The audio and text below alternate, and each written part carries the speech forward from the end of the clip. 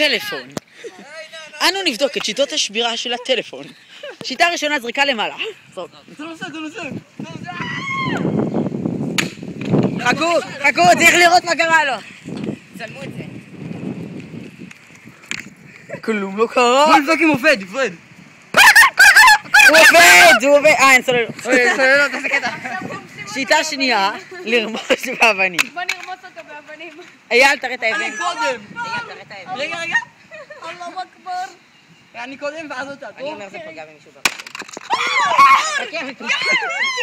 תניח, ילד. לא, אבל זה לא פגע. זה לא פגע. הנה סוללה. זה צריך... תראה. אוקיי. לא קרה כלום. בעיטה. גם לא קרה. השיטה שלישית, בעיטה. יואו. כפי שאנחנו רואים, אנחנו כבר רואים קצת שבירה. שיטה רביעית, שבירה עם אבן בגודל הר.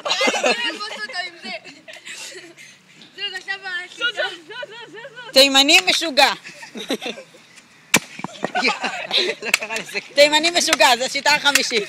זוז. עכשיו בייסבול, זה השיטה האחרונה. רגע. השיטה יואו, זה כבד זה. תראו. זה עומד ליפול! בוא נעשה בייסבול. עכשיו שיטה האחרונה. רגע, אל תזרוק את זה. תראה, תחבוא. קבלו.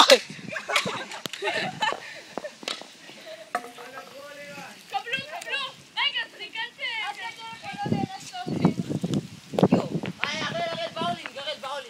באולינג. כפי שאנו רואים, אייל הולך לשגר אבן לכיוון הטלפון.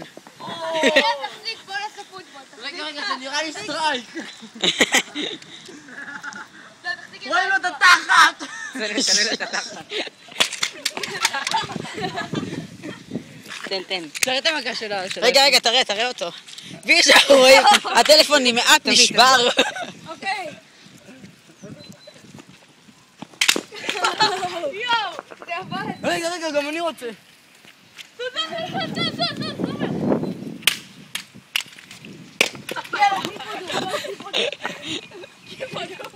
חיי סטאר. לא. בוא נזרוק עליו שוב את האבן הענקית. שמישהו יחזיק את הפלאפון או את האבן. יאללה, חכה. אנו הולכים לשבור את הפלאפון סופית. זוז. יואו. כבר אין לו מקשים. יש נוקיה, מה? תראה, זה נכנס פנימה. זה נוקיה. זה נוקיה. בוא נעשה את שלי. מי תורם את האייפון? מתחתנים, שיטת החתונה. שיטת החתונה. עוד פעם. שיטת חתונה של תימנים.